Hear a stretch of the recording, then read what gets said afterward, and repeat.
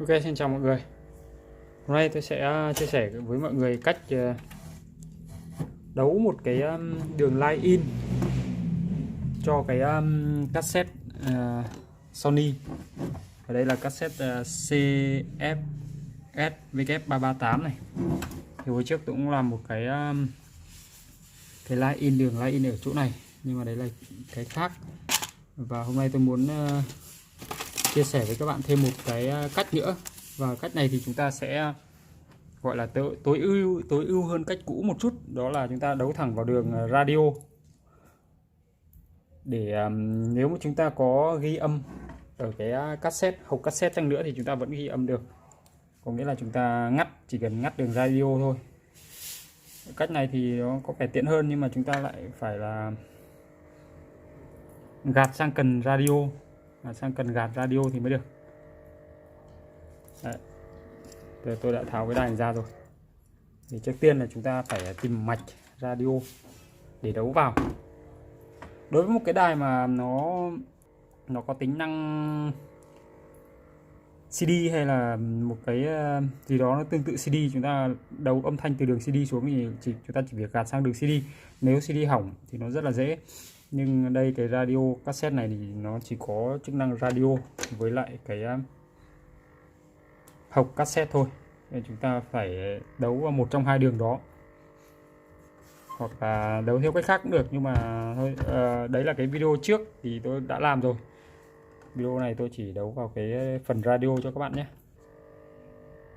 Và đây là một số thứ mà chúng ta cần để thực hiện cái công việc này.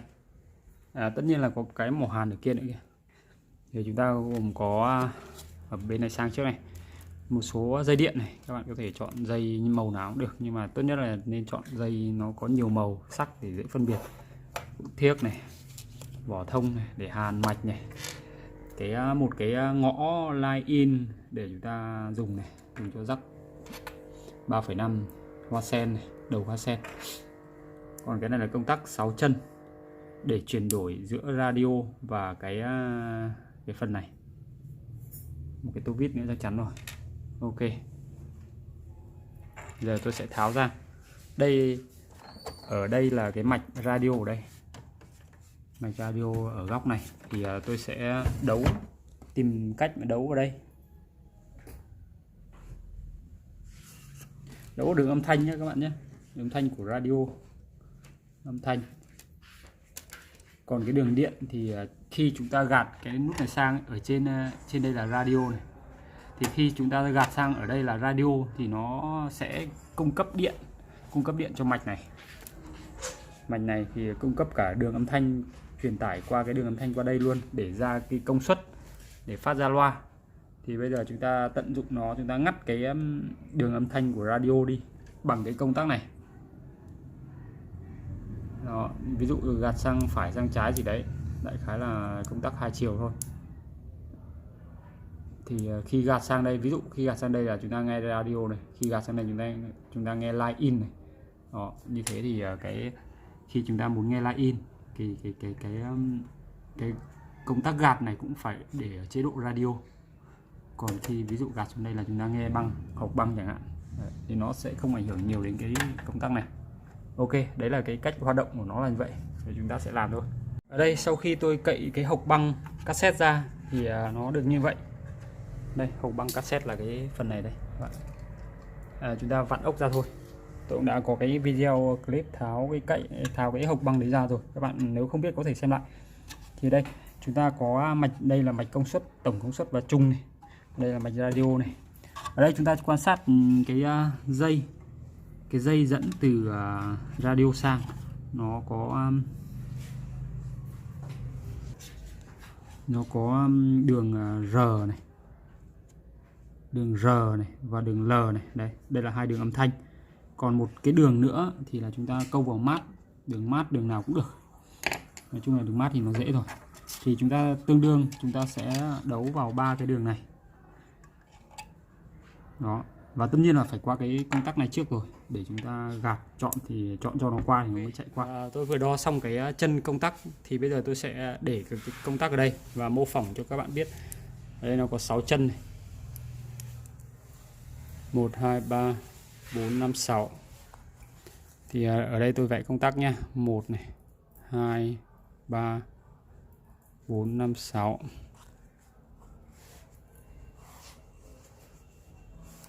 Ví dụ nó đang ở cái nấc bên này. Chân 1 này, 2 này, 3, 4, 5 này, 6 này. Đây là ra công suất, ra công suất nhé. Ra công suất. L out, R out. Nào đây là power. Đây là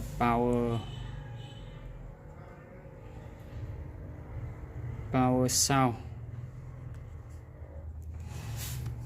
Thì ở đây chúng ta sẽ đấu đường line in vào đây sẽ là L in, còn đây sẽ là R in.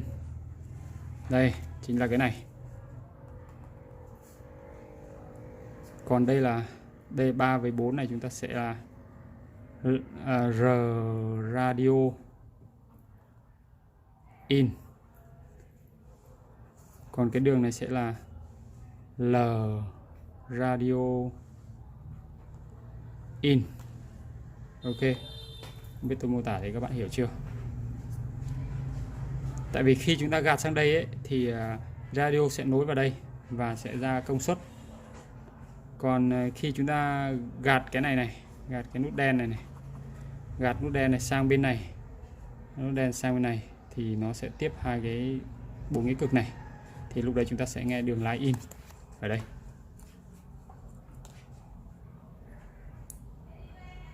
Chính là cái này. Ok.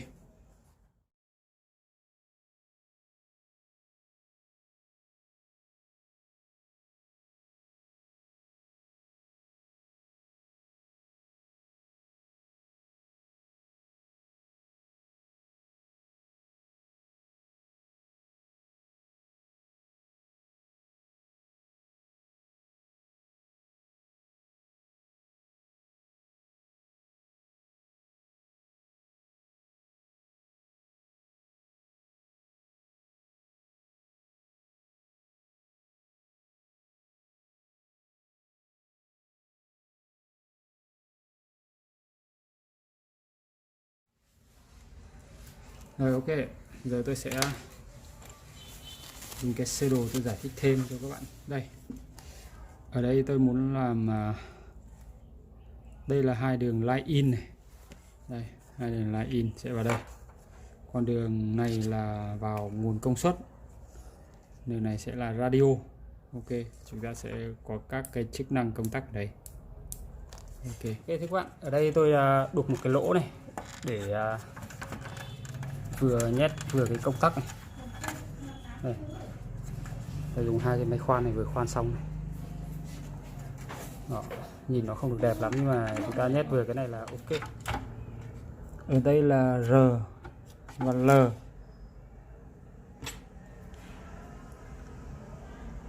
L, R, L, R, GND. Ok, để dễ hơn thì chúng ta đấu vào đây luôn này. Vào đây luôn nhé, cho các bạn dễ hiểu. Đây, nó chính là cái dây đỏ và dây trắng ở đây. Thì bây giờ tôi sẽ cắt hai đường này ra.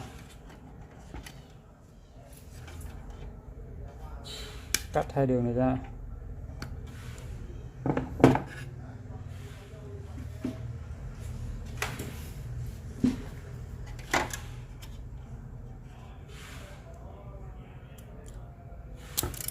Thực ra nếu mà chúng ta đấu vào mạch thì nó dễ hơn. Thực ra tôi phải cắt như vậy để cho các bạn dễ hiểu thôi. Đấu vào mạch thì nó sẽ đẹp hơn.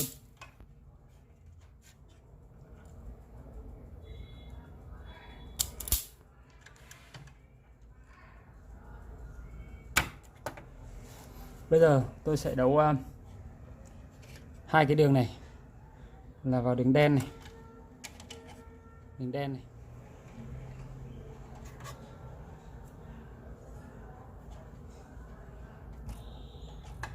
một kênh L và một kênh R. Kênh L hay kênh R chúng ta không phân biệt cũng được, không quan trọng lắm, miễn là chúng ta đừng cho nó chạm vào nhau.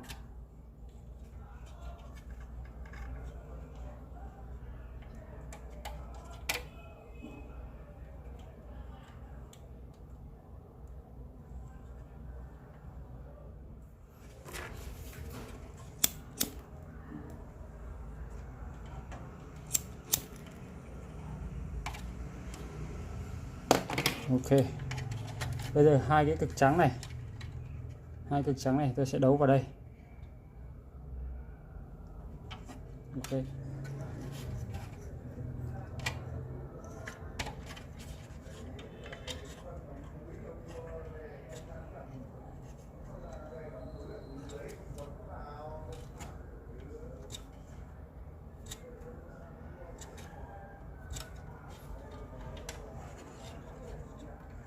dây đỏ này chúng ta nối với dây trắng còn lại.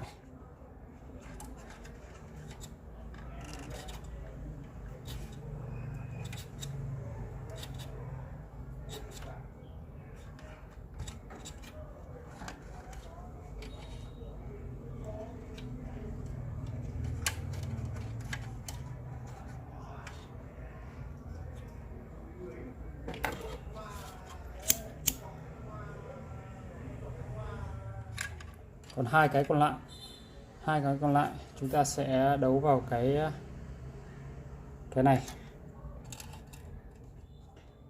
Hai cực này chúng ta sẽ đấu vào hai cái dây đỏ này.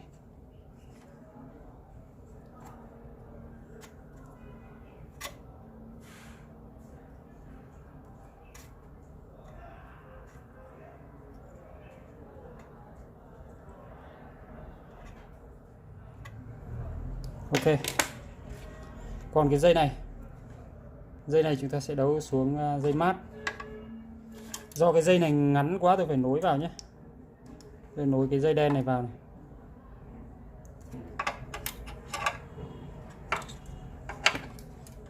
Nối vào để nó dài hơn, tất nhiên rồi.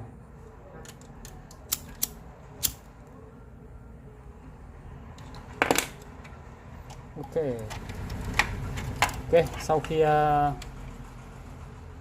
đấu xong chúng ta gắn cái đường này lại. Ok, bây giờ cái đường này chúng ta sẽ đấu vào đâu cũng được, không quan trọng. Tôi hàn vào đây luôn cũng được, tôi sẽ hàn vào đây.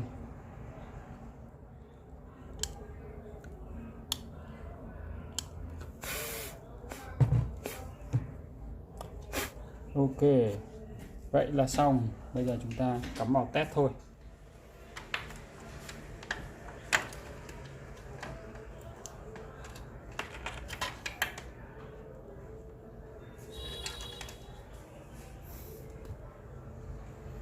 Tôi sẽ cắm vào cái laptop ở đây,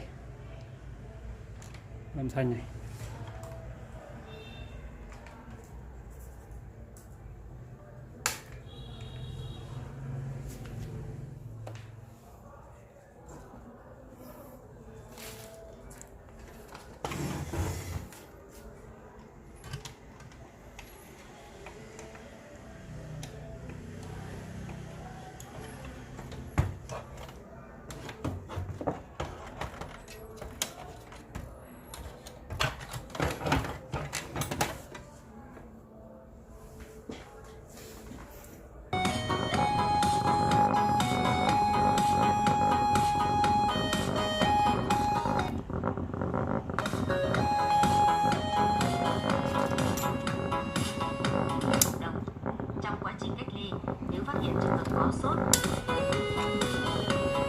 Ok,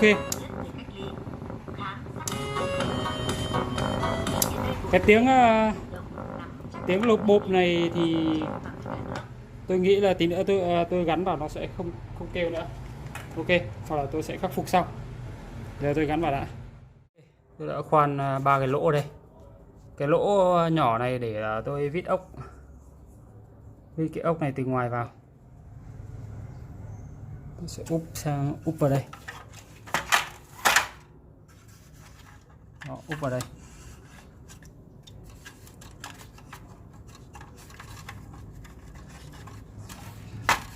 Ok, lắp như vậy thì tôi sẽ test này. Ok.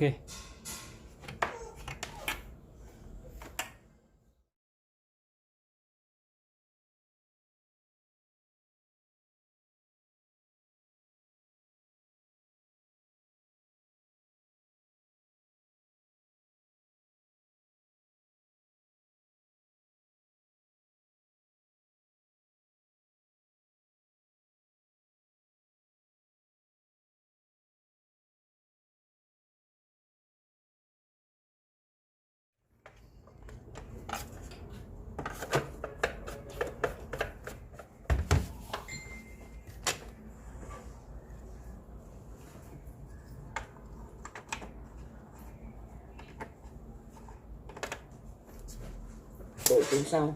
Còn với là một người giảng viên đang giảng dạy ở trường cao đẳng sân khấu và TVD thì tôi thấy rằng cái này khi học trò của tôi làm bài bao giờ tôi bảo các con trả từ phẩm tên sửa, bởi vì đứa con tinh thần cái tên nó vô cùng quan trọng, cũng như là trai gái lấy nhau khi có mang cái đứa con của mình đấy muốn ngọt ra đời. Gió trong rừng như tỏ lời yêu thương. Ok. Cà phê hương ngát đời chiều. Một cách rất đặc biệt đúng không ạ? Và bây giờ thì có lẽ là xin mời English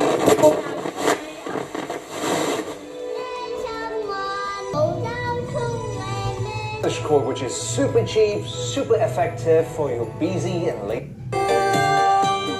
Câu hát xưa biết mấy vẫn thương, câu hát này vẫn nhớ. Radio này. Người ở đến cao nguyên, người ở đứng về.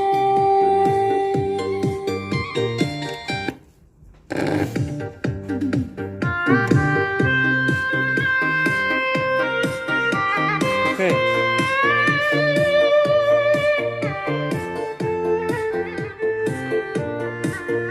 Đối với cách này thì chúng ta vẫn tận dụng băng đài và thu âm từ cái đường line in này sang băng bình thường. Ok, bây giờ tôi sẽ test thử nhé. Test thử cái băng này để thử thu âm xem nó có ổn không. Lời yêu thương một từ đó.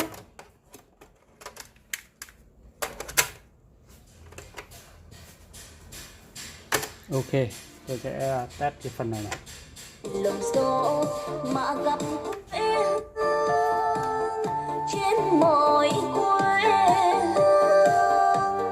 Câu hát xưa biết mấy vẫn vương, câu hát này vẫn nhớ vẫn thương.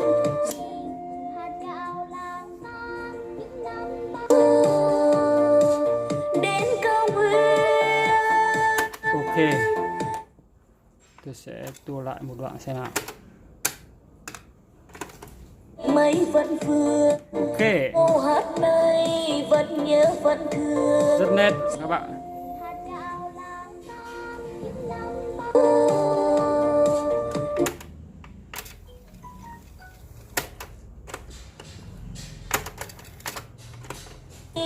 Nhớ vẫn Cái này là do cái đầu từ bên này nó bị như vậy. Chúng ta phải cho sang bên này nhé.